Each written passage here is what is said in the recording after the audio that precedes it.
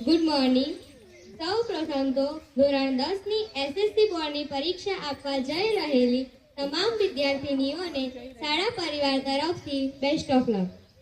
જ્યારે અમે અહીં આ સ્કૂલમાં આવ્યા ત્યારે એમ થતું હતું કે કેવા હશે અહીંયાના ટીચર્સ, કેવા હશે અહીંયાના સ્ટુડન્ટ્સ, અમને અહીં ફાવશે કે નહીં, આવો ડર લાગતો હતો.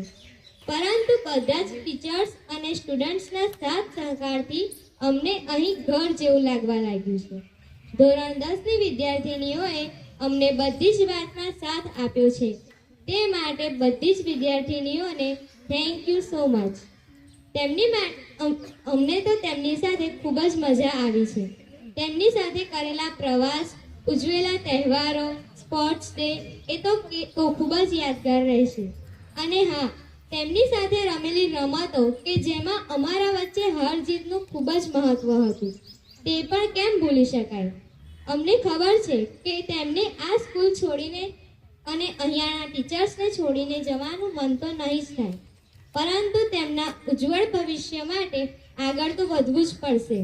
જેમ નિબંધ લખવામાં એક વાક્ય પૂર્ણ કર્યા બાદ પૂર્ણ વિરામ આવે છે, એટલે કે એક વાક્ય પૂર્ણ થયું, તેમ ધોરણ 10ની એસએસસી બોર્ડ પાસ કર્યા બાદ તેમના જીવનનો એક મહત્વનો પહેલો પડાવ પાર થશે.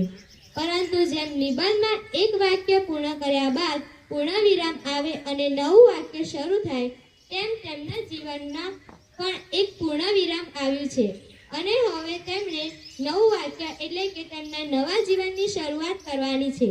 ઈશ્વર તેમના બધા જ સારા કર્મોમાં તેમને સફળતા આપે અને તેમને ખૂબ આગળ વધારે તેવી સૌ શાળા પરિવાર તરફથી ઈશ્વરને પ્રાર્થના છે.